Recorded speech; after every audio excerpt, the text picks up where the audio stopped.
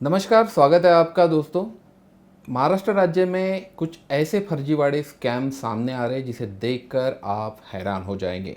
इस बार बात महाराष्ट्र राज्य के नागपुर शहर से है, जिसे उपराजधानी भी कहा जाता है। नागपुर में ऐसा फर्जीवाड़ा सामने आया है जहां चंद घंटों में अपराध करने पर उन आरोपियों के जाली दस्तावेज बनाए गए और फर्जी तरीके से उनको जमानत दिलाई गई। अब सवाल ये उठता है कि जब जमानत मिली तो इन अपराधियों ने कितने अपराध किए होंगे।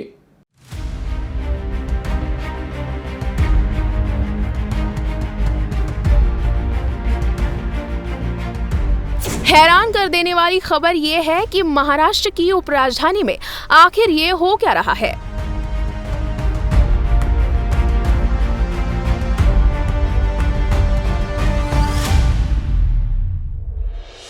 हैरान करने वाली बात यह है कि जिस जगह फर्जी दस्तावेजों का ये गोरख धंधा चल रहा था, उस पर पुलिस प्रशासन की नजर 6 साल तक क्यों नहीं पड़ी।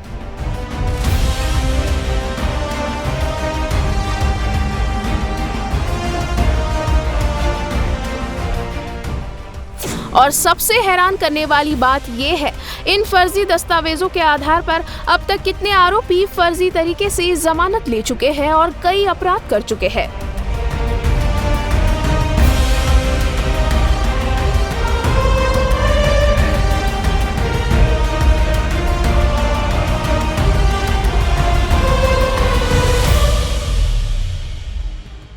इक्वालिटी न्यूज खबर केवल नहीं दिखाता, लेकिन पुलिस विभाग से सवाल भी करेगा कि आखिर 6 साल तक पुलिस विभाग को फर्जी दस्तावेज बनाने वाले गिरोह की जानकारी क्यों नहीं लगी, जबकि सब नागपुर जिला सत्र न्यायालय के बाहर पिछले 6 साल से खुलेआम चल रहा था। नागपुर में गुरुवार को फर्जी दस्तावेज बनाकर देने वाले गिरोह का पर्दाफाश करते हुए पुलिस ने 2 आरोपियों को गिरफ्तार किया है। गिरोह के 2 और अन्य आरोपी की तलाश जारी है, जिसमें एक महिला है। गिरफ्तार आरोपियों के नाम सुनील मनोहर सोनकुसरे, वर्धमान नगर नंदनवन और सतीश रामकुमार साहू, देशपांडे लेआउट, वर्धमान नगर निवासी है।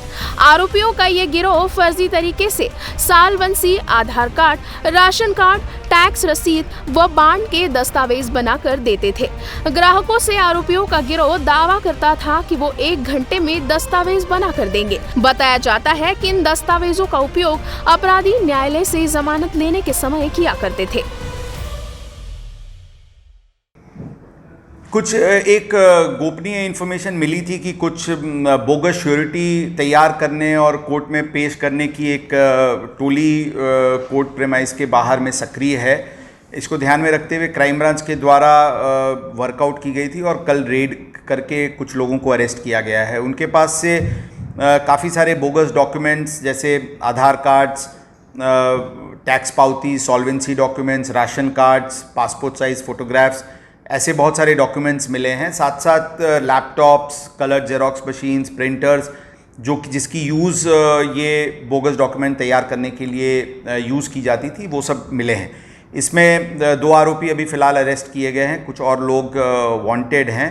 इसमें पूरी तरीके से अभी तपास क्राइम ब्रांच के द्वारा किया जा रहा है, प्राथमिक स्टेज पे इन्वेस्टिगेशन है, परंतु पूरी जो ये रैकेट है जिसको जमानत मिला, जिसने बोगस श्योरिटी खड़ा किया और बोगस श्योरिटी जिसने देने में मदद किया और जो डॉक्यूमेंट्स बोगस तैयार की, ये सभी इसमें आरोपी होंगे। तपास की जा रही है और पूरी हम तह तक डिटेल्स इन्वेस्टिगेशन ज़रूर करेंगे। हाँ जी, आधार कार्ड को ये फ़ोटोशॉप करके उसमें कुछ फ़ोटोग्राफ्स वगैरह चेंज करके या कुछ और डिटेल्स चेंज करके अलग अलग लोगों को खड़ा करते थे। ये आधार कार्ड एक सपोर्टिंग डॉक्यूमेंट करके, और इसकी यूज़ अभी फ़िलहाल ये इन्वेस्टिगेशन बहुत प्राथमिक स्टेज पे है। इसकी ज़्यादा डिटेल्स अभी मैं नहीं दे पाऊँगा। इन्वेस्टिगेशन हो रही है, वो पूरी इसकी जो भी लोग और जितने दिन से भी कर रहे थे उसको पूरा रैकेट अनर्थ किया।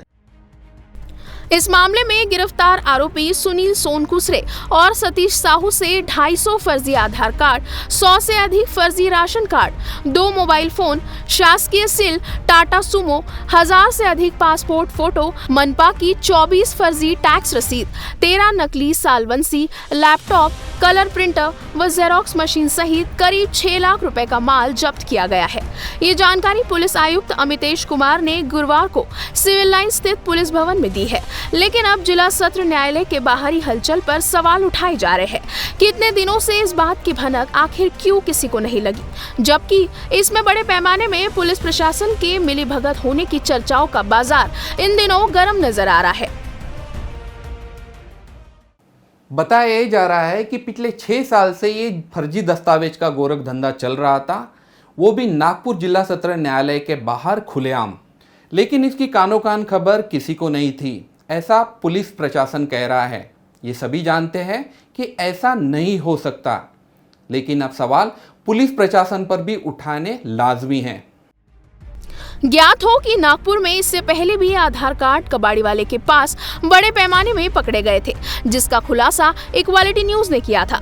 जबकि ये आधार कार्ड इस कबाड़ी वाले के पास कैसे पहुंचे, इसका खुलासा अब तक नहीं हो पाया है।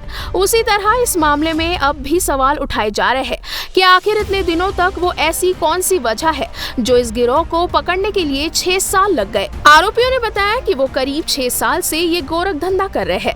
अब तक सैकड़ों अपराधी इनके बने दस्तावेजों से जमानत ले चुके हैं। आरोपी सुनील सोनकुसरे करीब 6 साल से जिला व सत्र न्यायालय के पास एक सुमो वाहन में बैठकर फर्जी दस्तावेज बनाया करता था। सतीश साहू करीब 3 साल से सुनील के सुमो वाहन का ड्राइवर है।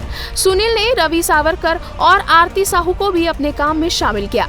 साहू ऑनलाइन केंद्र की संचालिका आरती साहू व रवि सावरकर के साथ मिलकर ये गिरोह फर्जी दस्तावेज बनाने के लिए 7 से 10,000 रुपए लिया करता था।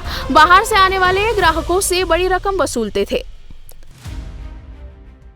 ऑफिस के अंदर भी ये फर्जीवाड़ा चल रहा है, ये कितने सालों से चल रहा है, इसके बारे में कलेक्टर को या नागपुर पुलिस को क्या कानो कान खबर नहीं, ये सबसे बड़ा प्रश्न चिन्ह है। आज आम आदमी पार्टी ने भी इसके पहले फर्जी आधार कार्ड के बारे में हम लोगों ने एक खुलासा किया था 3 महीने पहले। उसके बाद में भी ये इस तरीके की प्रक्रिया कागजों को लेकर और फर्जीवाड़े को लेकर नागपुर शहर के अंदर में चल रही है, पुलिस के नाक के नीचे चल रही है। और सबसे ताज्जुब की बात यह है कि कलेक्टर ऑफिस के अंदर में चल रही है और कलेक्टर के नाक के नीचे चल रही है। तो कलेक्टर क्या कर रहे हैं, इतने सालों से जो कलेक्टर ऑफिस के अंदर में ये चल रहा था, इसके पहले भी जो कलेक्टर थे और अभी के भी जो कलेक्टर है, इनकी जिम्मेदारी कुछ नहीं बनती। इन्होंने क्या किया इसको लेकर, ये सबसे बड़ा प्रश्न चिन्ह है। दूसरी चीज ये, नागपुर के अंदर में चाहे नागपुर कोर्ट के अंदर में क्या जज को ये पता नहीं कि जो बाबू पुकारा करता है वो बाबू 100 रुपए लेकर 200 रुपए लेकर लोगों की तारीखें जो है केस की वो 2-2, 3-3 महीने आगे कर देता है।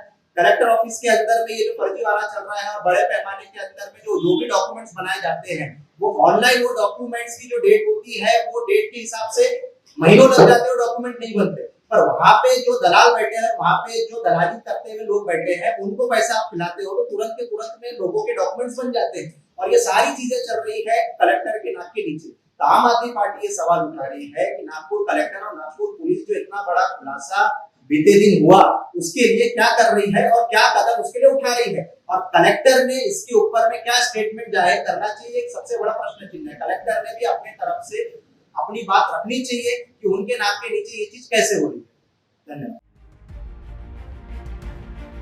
आमतौर पर किसी भी आरोपी को न्यायालय से जब जमानत मिलती है तब आरोपी के लिए कोई ऐसा व्यक्ति चाहिए होता है जो उसका बॉन्ड ले। आरोपी दोबारा कोई जुर्म करे तो बॉन्ड देने वाले को दोषी माना जाता है। ऐसे में आरोपी को आसानी से कोई बॉन्ड नहीं देता है। इसी बात का फायदा ये लोग उठाते थे। ये गिरोह जमानत के वक्त किसी भी शख्स की रिहाई के लिए फर्जी आधार कार्ड का इस्तेमाल करते थे। आधार नंबर भले ही अलग अलग होते थे, लेकिन आधार कार्ड पर फोटो एक ही व्यक्ति की होती थी। ये आरोपियों की जमानत के वक्त बॉन्ड के लिए न्यायालय में मौजूद रहता था।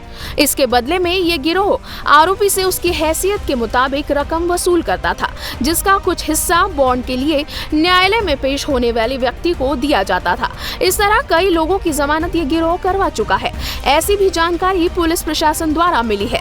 ऐसे में सवाल की सुई हर ओर जाती है, जबकि न्यायालय के परिसर से चंद दूरी पर खुलेआम न्याय मंदिर की आंख में धूल झोंकने का काम इस मामले में लिप्त आरोपियों ने किया है, जिन्हें कतई बख्शा नहीं जाना चाहिए। नागपुर से मुकेश हेड़ाऊ की रिपोर्ट, इक्वालिटी न्यूज के लिए।